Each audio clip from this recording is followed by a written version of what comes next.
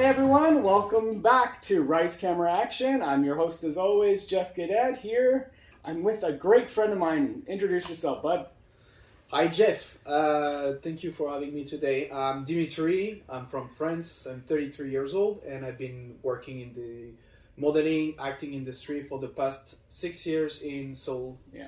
So Dimitri is actually a good friend of mine. We actually used to work for a shitty agency together. Many. Oh, you're talking about this one, yes. Yeah, let's Cineline. Yeah, Yes. they abused us. I'm and not sure stole if we should mention any agency, but anyway. No, I'm fine. I'll take the flag for this. You take the responsibility, okay? It's I stuck around much longer than you, and you at least had the wisdom to get out of there. Yeah. Yeah. So just so you do a lot of modeling, right? As you can tell, he's much handsomer than I. But as well as we did a shoot earlier this year, for a soccer. Remember that? Right, for Hyundai, what commercial exactly was it for? Hyundai car, right? Yeah, Hyundai car. I think I saw it, we barely showed up in it, but it was a good day, right? Yeah, I saw the result. We didn't really see our face, but our legs was very visible. Well, I guess what I want to talk to you today too, because this is now going around, and you saw on Facebook, there was an agency offering $100 for 8 hours in the cold of January At night. At night. Yeah, it's true. What do what's your opinion on that? Man, it's the first thing you could think of. It's obviously a ridiculous rate. Yeah. The negative thing, the very, very sad thing is that it's more and more common these days. Yeah. It's not even a surprise. We see that almost every day on Facebook, Craigslist, whatever, any platform you look for a job, the rates are getting down and down, and it's very sad because we can't really, we don't really have power on this. Yeah, the cost of living's going up and up. I think 20% this year. I've seen prices go up. It's rising up, and the payments are decreasing. So there's a big, it's a big deal these days. Yeah, it's pretty on. Did you watch the documentary or whatever, the Korean Herald piece with our friend Garrison and Ken and Kelly? I watched that video. Yeah, I watched it. I think that for me, they represented a bad side of it, anyways. It's just newsmongering. And because, Garrison was talking about not how we get ripped off, right? But that's not. Sometimes it's not always the case. You mean we're not ripped off all the times. It can happen very often if the model is, for example, new to the industry. He doesn't know much about how to deal with rates. Right. That's a big thing. Yeah. And your experience, your image, all of those things might lead you to be ripped off by agency easily. If you're the more time we spend in this environment too, we realize what's a good deal and what's a bad deal. And these agencies, they instead just kind of even target university students or working holiday students. Definitely. Yeah, that's a big deal. Yeah. But the problem is not a lot of people even know the normal pay or whatever. Actually, I'll praise one company Jenny. Have you ever worked with Jenny Agency? Jenny Agency, yes. Yeah, it's everyone has a positive outlook on them. Yeah, I just did. I did a shoot with her just this week, and it was just for a background drama, and that was $300 for the day. That should be a good normal rate for extra. Yeah, that's a good normal rate. While other agencies where I've done dramas and had lines, they it's a key key role. They paid me the exact same fee. So I'm what the fuck is this? So through all my experiences with Jenny, I'm finding out what actually the average rate should be. And then also finding out in my past when I hadn't been paid properly. Yeah. When the companies had actually kept a large portion of it. Yeah. Yeah. But that's unfortunately most of the agencies. So, Jenny Agency, I've worked with them a couple of times too. I thought their rates were pretty decent compared with many others. Mm-hmm. So, I'm just keep on working with them sometimes. Definitely. Yeah, they don't do really a lot of commercial. They just mostly I've worked with them for movies. True, me too. But then this week I had a drama with them, so I guess their reputation is growing, and so hopefully that they can, as they grow and expand, like we'll be treated better, because the production teams will then reach out to them. Another great thing about Jenny too, and everyone agrees, is that they always pay on time. They do, right? Yeah, like it's very rare now these days in this industry. It's very rare, but yeah, they are one of those guys who pay quite in a normal time of delay, like a month. Yeah, when you get cast, like what kind of role do you normally you get cast for or picked for?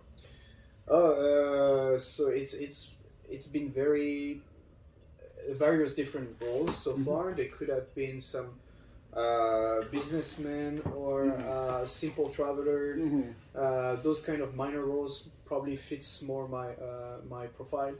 So travelers, sometimes students, but rarely, right? They need to. I'm too old for that now. Well, people listening to his accent. Yeah, he has a French accent. You got cast for... I had some minor French roles. Yeah, that's true. Yeah, I had a few ones.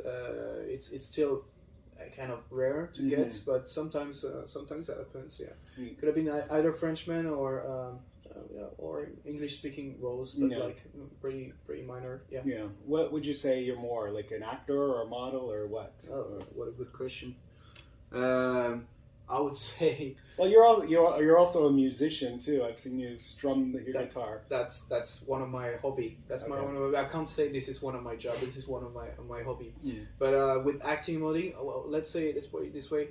I love acting. I think it's very interesting. I have a lot of pleasure to do acting, to work for a role, to go to auditions and stuff. I think it's very interesting. The problem is the payment is not as high as modeling. So in a financial point of view, modeling is pretty much most of my income. The acting part is way less, but it's the most interesting part of the job, I think.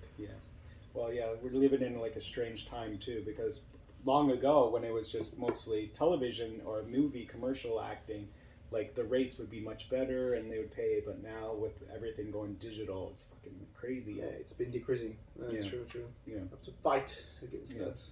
Well, has there been like a role that you've done that you actually really liked, or like a job? There's a few jobs and roles I'm kind of proud of. If we mention about commercial, there was some good collaboration with BMW, Hankook Tire recently. I don't get those jobs. It's rare. I wish there was more often. But those big brand, LG, Samsung, there was some nice commercials I did with them. Again, I wish there was more, but those were nice. For the acting, I had an interesting minor role with some keep forgetting her name. It was a while ago though. It was a K-drama, and I was playing this French guy meeting the main actress in the airport. Don't have her name in mind now. But, do you remember the name of the drama at all? Yeah, Sarane Ondon. So Temperature of Love.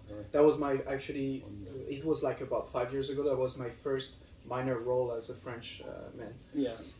Pretty interesting experience. Since then I had some other few minor roles, but this one was pretty nice. 3 scenes I had, which is not a lot, but for a first experience that was pretty good. Well, you added to your acting reel and shit. Yeah, that's good.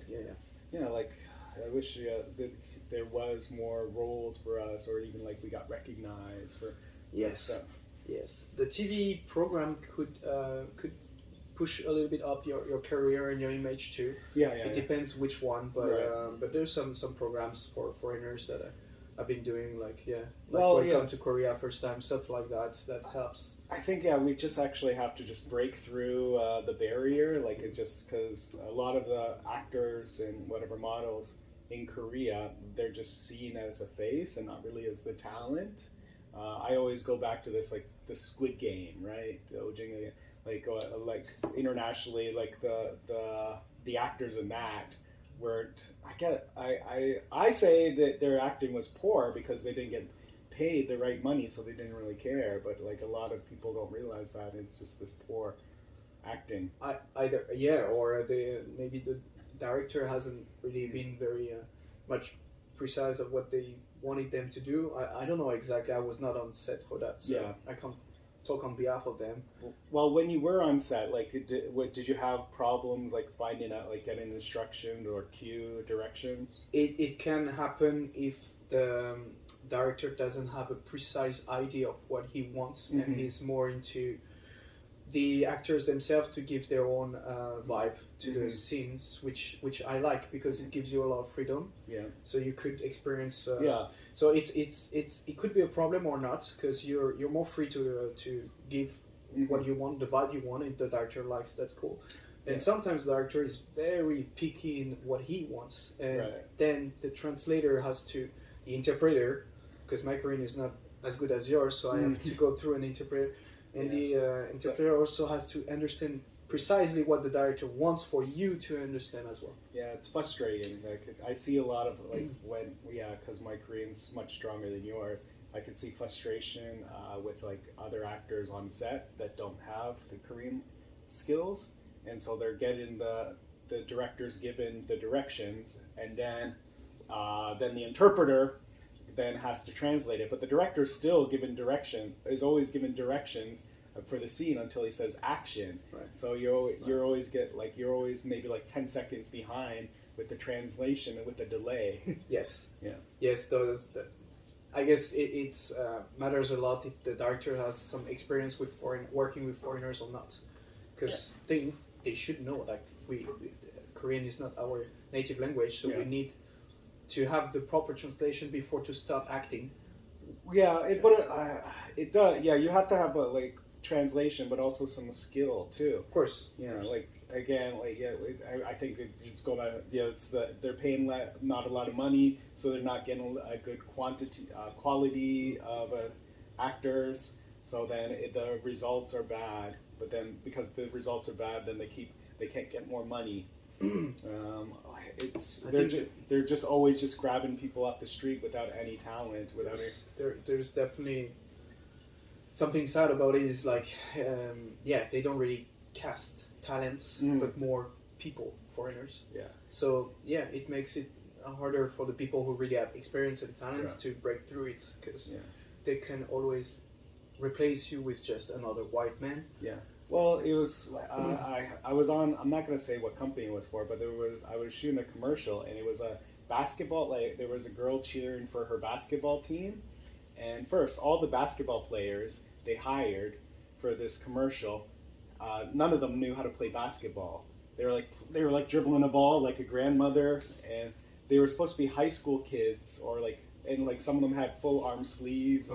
It was just ridiculous. Yeah, well, it's just for the image. Yeah, for the image, but even not the skills. Yeah, but for the main of that commercial too, they hired like a high school girl, and it was her first day, and she's supposed to be like going, "Yeah, come on, go team, go!" And she's like, "Yay, woo!" And like she had no energy, and then like everyone was like kind of like, the interpreters were trying to talk to her, and then other people were giving her advice, and she just ended up just bawling and crying, and the whole shoot was delayed. That's what happened when you just cast people for the image and not including their skills or experiences. Yeah, that happened often. I've seen that a lot too. Yeah, well, it's the surprise show too. That's where our bad reputation comes from a lot too. I've been because I did do it in the past. I kind of got I got labeled as a surprise actor, and it didn't. So now I'm still trying to wipe off that dirt, that stink that I have from surprise. Because there was auditions that I did well, and then they had me and like, okay, we're gonna start production next week. You're gonna be this character. Like, we'll let you know the film when we're gonna shoot. And then they never got back to me. I went, and then I actually ended up doing like a background thing, and everyone's going, "Oh wow, we really liked your audition." Like, "Oh, why are you doing the background?" And then someone goes, "Surprise!" I'm like, "Oh yeah." And then another friend of ours, he just started doing surprise, and he got cast for a key role for a movie, and it was a 3-day, and they designed a whole set for him, and then the production was already finished, and then 3 days later he gets like a phone call from the agent going, "Hey, why didn't you tell me you're on Surprise? The director just saw you on Surprise." Because for movies, they want to show like a high caliber, high quality of actors, and just to take like some show could that's why you gotta be careful what work do you do and what's gonna be the impact on your career later. There's certain type of show that might be seen as lower quality show that you don't want to be associated with when you apply for a casting audition or something. So it probably had happened to me too. I was just not aware why I was rejected, but probably that might have played sometimes against me. I stopped doing it about 3 years ago, but now they've even changed the format of the show. They've started actually replay. They have a theme of the show. It might be doctors, and they started to replay like old episodes. I'm like, fuck no! They replayed it. So you're definitely stuck with that. Well, I mean, how many times do you think this has been playing against you in your career? I could probably count at least on 2 hands. Like there has been. I did do a commercial like for a pharmaceutical thing, and then they asked after it was done. Like, going, hey, by the way, have you done these programs? I said, yeah, actually, I did this about a year ago. And they're like, shit. Like, they're like, got panicky and they got upset with me, and they're like, I had to fight to get my money, even for that. They didn't even want to pay you. Yeah, they didn't want to pay me because they had to reshoot everything. But that's the problem. They didn't ask you beforehand, right? Yeah. So it's not your fault.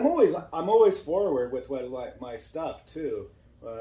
It being in Korea too, there's always the LG and the Samsung, right? Have you got that message for if there's a shoot for Samsung or LG, and they always ask, hey, have you worked for our rival recently? Or if it's it's a constant question when you apply for those brands. Have you ever worked for any competitors? If yes, if so, tell us exactly when and for which product. It's usually they have asked for like a 2-year. But I mean, this is not. But it is kind of normal because there are such big brands that don't want to be associate their models to to a competitor. This I understand, but then the race should follow their needs. Should follow this basic thing. Well, even they also put non-exclusive like on. No, but this is another trick to lower the rates. But everybody knows that if you're a submodel, very visible on not even main, just submodel on a LG last whatever phones is out. You know that Samsung is not going to hire you for the next 2-3 years. That's a fact. It's fucking well. Wait, you know that on Netflix the movie? The drama series Wednesday, Jenna Ortiz. I was just watching her interview. She got hired by McDonald's 3 times in a row because the corporation wasn't really paying attention. They just saw they didn't realize that they casted her for 3 the 2 previous commercials as well. Oh, really? Yeah. Okay. It's on us basically to be forward with their information. Especially if it's non-exclusive. They shouldn't really matter. If it says non-exclusive, then why do they care? I think it's simply about the money. It's about the fact that putting exclusive would make them pay a lot, but just behind it, they just say, okay, it's not exclusive, you can work with other brands, but you're the victim in the story because you're not gonna get any other job after. Well, and then I've also yelled at agents that have paid me garbage when I was first starting, and I said, oh, I couldn't do this Samsung, you paid me garbage, and they're like, no, it doesn't matter. I'm like, it always fucking matters. They're always fucking asking for this. Of course, no, that's something we have to fight against. The problem is the new beginners, the new models, actors will come into Korea and try to do that too. They are not aware of this kind of system. They accept every kind of low bowling job, or they don't negotiate, or they don't see those exclusivity, non-exclusivity contract, whatever. So that's a big deal for us. Going back, that whole Korean Herald, there's not even a contract. I probably, for the work I do, maybe once or twice a year, I'm actually signing a contract. The only contract I've been signing for was with my agency. The rest, maybe once I've once or twice I've signed a contract kind of exclusive for whatever brand it was for electric cigarette brand and the other one I forgot. But that's another big problem in this industry is the regulation. There's no contracts. You don't sign any contracts for any jobs you do. It's just, well, this is what I'm thinking now. Like, if you actually are signing a contract, that whole company is kind of being, people are being paid different amounts too. I've done a commercial. I did like a commercial for the European League of Legends, sponsored by Kia. And like I signed the contract, and I ended up being like mostly used in the commercial, but the other actors, the other submodels, they were barely in there, but they were probably making twice as much. But when I asked them like, "Hey, how much are you getting?" They're like, "Oh, sorry, I signed a contract, a non-disclosure, an NDA, so I can't really tell you how much." Yeah, I'm like, "Oh, fuck, that means I'm really getting the shitty end of the." How do you explain those other people who are signing contracts? They were casted by another agency, right? Yeah. So your agency was the only one who didn't... Oh, like even that. I responded even to a Craigslist, and they were offering like $500 a day, and it was like supposed to be 2 days, and then basically I bumped it up to like 1,000 a day, and then like in negotiation, and then I find out they were like the original other agencies were trying to get 2,000 a day. And I showed up, and like then it was originally scheduled for 2 days, and then at the last moment they're like, "Oh, we're just gonna film the whole like from like everything very early to the day to save money." Yep. And then like oh fuck, why didn't I just settle for an hourly rate, and then instead of a day rate, and then I get to the set, and they had flown in 2 esports announcers from Europe, plus the main guy's wife, put them up in a hotel for a week while they could celebrate New Year's in Seoul, and I'm basically like, I got so ripped off. Yes, it's painful when you realize it's the problem is that might happen. Yeah. And it happened to me before too, and once you learn about it, you're getting less ripped off, kind of, because you know how to negotiate and what to ask before. But if you try to negotiate too much, they just pull it away, like, well, no, you're being too difficult. We want to keep some of the money for ourselves. We could just find someone else. So that's another part of the problem. Mm-hmm. The agencies have a lot of power here because there is a lot of people that they can cast. And so if they disagree with your rates, they will choose somebody who will accept their low ball rate. Yeah. Well, that's why basically I have this look with the beard and the shaved head. Like I'm trying to create a unique image. Yes, that's a good thing. You do definitely have to be unique. Otherwise, you can't survive. If you're just like what do you think I go to gym? And I'm not even the only one. Like we are a lot of guys doing this, right? Yeah. So I don't know. I should think. I think what was that music festival? You're always cast for that. UMF, Ultra Music Festival. The Ultra Music Festival. Yeah, that's one job you have to be. You can be casted if you do fitness and stuff. Yes, that's one of. Yeah, these and the fitness shooting for underwear, whatever. Yeah, those kind of jobs. Yeah, you gotta be standing out from all the people. Yeah, well, I'll never be cast for the UMF. Tell me about that. You don't know, man. You could be. I only see the pictures, and then like not just even on your your Instagram. I see it on other girls. Like occasionally, like there'll be like a female on my Instagram, like their daily feed, and they're just wrapping their arms around you while you're just walking around in like tight jeans and a Superman sticker on your bare chest. You've seen what the job is about, right? Yeah. It's not that easy because I have to carry them the whole day while they are carrying themselves some champagne. Yeah. And so we bring that champagne to every VIP member table, whatever. Yeah. So it's kind of physically hard, but it's a lot of fun too. But next time I would invite you. So you get extra tickets too? If I can have, I'll definitely give you one. So you can enjoy. I'll bring the girl to give you some champagne. I love champagne. She will pour it in your mouth straight. Okay. Yeah, well, I talked to another friend of ours, Mitch, although, action, have you done any action movies or anything? lately, Carter, you've been there? Yeah, too? I was in Carter, right? Yeah. I wasn't doing the action scenes in that, but yeah. That was kind of an action scene, from what I remember. Yes, and also I had my shirt off there too. But yeah. See, you do this kind of stuff too. Yeah. Now, the Carter, before that, the Hunt. The movie Hunt. Oh, okay. Okay, those were obviously I was extra in this one too, but there were some action scenes, and the last one is Gonjuk 2. Well, I pronounce it very bad, but like I like Gonjuk. Yeah, with Daniel, forgot his last name. Kennedy. Yes, that one. Okay. And a couple of other quite famous current actors too. A lot of action scene actually in that movie. Yeah. We've been dragging into a car. Did you do Did you actually have to do training for it? Not for this one.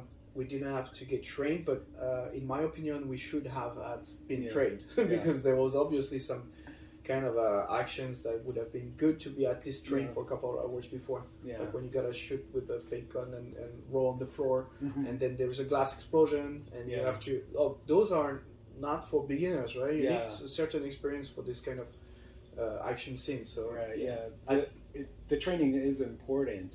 It is important. I've been trained just once or twice for a movie. Right. Did a couple of hours beforehand, and that was actually useful, very useful. So I wish there was more training beforehand shooting. Yeah, when they know there's going to be an action movie, they should definitely train the people. Yeah, so they do train the main sub actors, some people who have specific scenes. Yeah. But if you cast it as an extra, they might decide on last minute. Okay, this guy is going to.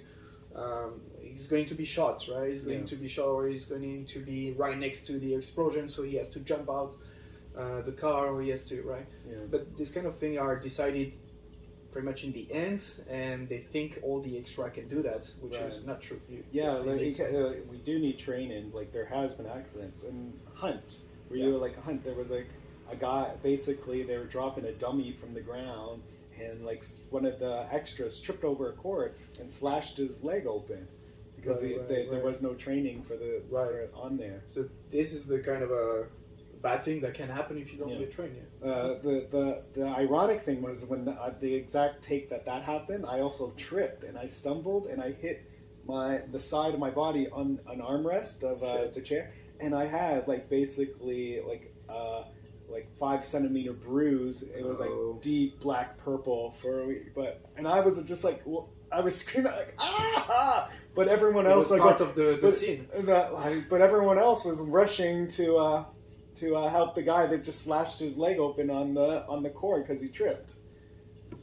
That was on Hunt. Yeah, that was on Hunt in the big theater room when. Oh yeah, I've been there. Okay. Yeah. Oh, I didn't know you had some injury from that day.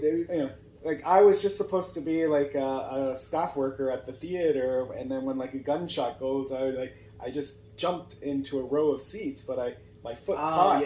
Foot caught one of the stand of the seat, so I twisted, and then I fell right on it. Ooh, man. You know, people just thought I was laughing because that's my reaction to pain. It's should have shown your bruise to the production in the end and ask for some more money, man. I should have. I just went home and took a hot shower. I always do, think about it next time. It's something about me, man. It's just it's like I guess me being a man, I won't admit if I'm injured or if I'm hurt at all. I just walk it off. No, that's fine. Yeah. And then the next day, I have my body's covered with bruises. The thing is, when you know you're not gonna be pay for the exact risk and action scene that you're doing, then how would you want to give the best of yourself, right? So you are trying to give the best of yourself, and you got hurt. Yeah. And you could have been paid way more. Yeah. That would have been less a problem, or at least they could have some insurance, whatever. Well, we also did that back. We were cast as those Russian military guys too, and they asked you at the last moment, "Hey, can we can we shoot you? Can we shoot you and have blood explosions?" Yes, that was totally randomly picked me for that. They randomly picked me for that, and we didn't. We were just aware of being soldiers in a ship. Yeah, that's the only thing we knew. Yeah. And all of a sudden, yes, okay, Dimitri, you're gonna be they will shoot you, so you're gonna have some blood explosion on your chest, and you will have to act. So actually, like, jump out on the chair being shot, right? So it's kind of also, I had some experience with this before, so I could handle that. But what I was not really aware of, or what I didn't agree with is the rate. The rate hasn't been negotiated before. That's another problem. I would like to say, I want to say, okay, I blame myself for this. I should have said no before and make sure that the rate is matches with what the action could be. But you know what it is sometimes in the fire of the action, they're like, okay, go, let's go, like, we don't have time, let's go, we talk about it later. That's a trap. No, we don't talk about it later, we talk it now, we fix it. And once both agree, agency, you, production, then okay, we shoot the scene, no problem.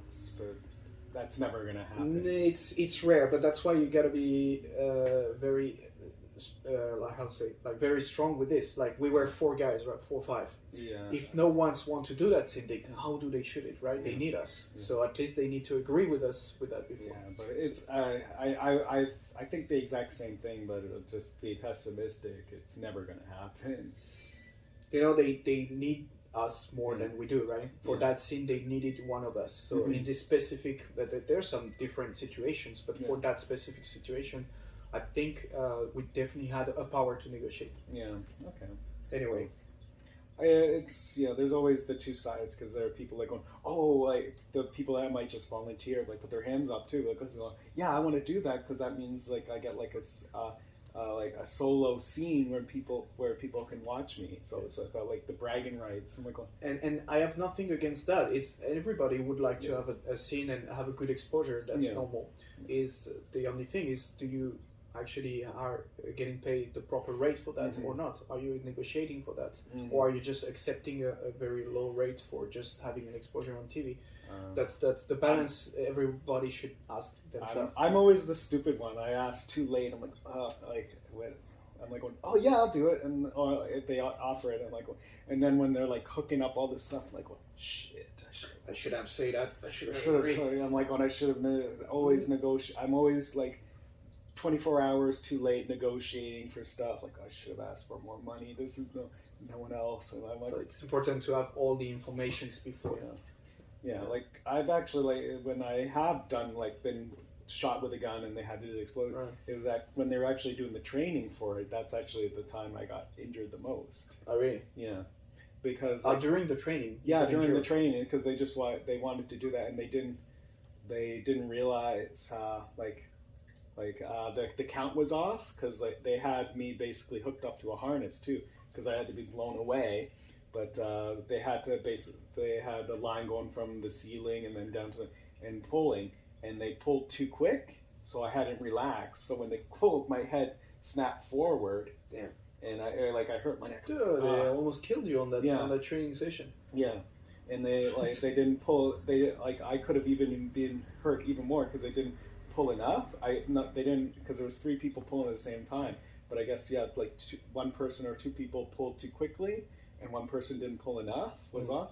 So like when they did pull me, I was supposed to land on the mat, but on my whole body on the mat. But actually my legs were like hanging off the mat too. If one less person had pulled, I would have just been pulled backwards and then crashed onto the concrete. Right. Yeah. So right. No, it's definitely dangerous. Yeah, but yeah. That's usually training sessions are made for you not to be hurt on set. Well, that's why I'm doing comedy now, so I don't have to put myself in There's less risk, physical risk, right? Yeah, I don't have to put myself in these situations. Exactly. Yeah. Well, comedy can be dangerous too. Sometimes some people don't like your jokes, right? Yeah, but you have the mic. When I watch, someone might come up and attack you, but you have the mic stand. That's a weapon. Defend yourself, right? Yeah, you just swing it, and it's like a hammer. I haven't thought about it, but yes, good thing. Yeah. Well, we're coming to the very end soon, but how was your year, your 2022? Did you 222? How was my year? Yeah. Well, I would like to say that's not a bad year. It was just, unfortunately, a little bit less job than 2021. Yeah.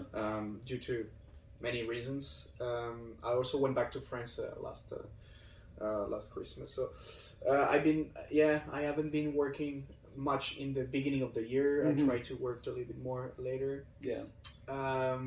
Overall, no, the jobs were pretty nice because I still love doing this acting and modeling. I think it's still very interesting. We just have to, of course, deal with a lot of problems these days, including the agencies, the negotiation with them, the newcomers coming to Korea. Yeah. They constantly have to update your profiles and so. But that's part of the game, right? That's how we stand out. So, just. Do you have any hopes or dreams for 2023? I do have hope and dreams to What do you want to achieve, or what's a goal? That would be great to get a nice, not a lead role. I know it's not possible for foreigners, or might not be, but a nice sub role as a foreigner man in a big production. Yeah. Korean movie would be nice, or even a drama, something with a great exposure. Yeah. Besides, of course, the commercials, modeling jobs that I do on the sides, but for the acting, I would. So it's modeling. It's more you're modeling on the side to live, but you want to achieve more. You want to be in front of the camera. That would be a better achievement for me. Yeah. Okay. I wish that for you too, Geoff. Well, thank you very much, buddy. You're welcome. So before I say go, do you want to plug your Instagram or any other media? Well, let's just keep with Instagram then. So Instagram is Dimitri. My Instagram is not. It's Dim French, Dimfrench. Very simple. So follow Dimitri at Dim French. Dim French, pretty easy. Yeah. Both of us can use some followers. I'm at Comedy Jeffy. Thank you very much for tuning in to Rice Camera Action. As always, I've been Geoff Gaudet, and my guest today, Dimirti Cherbe. All right. Thank you. Thank you very much.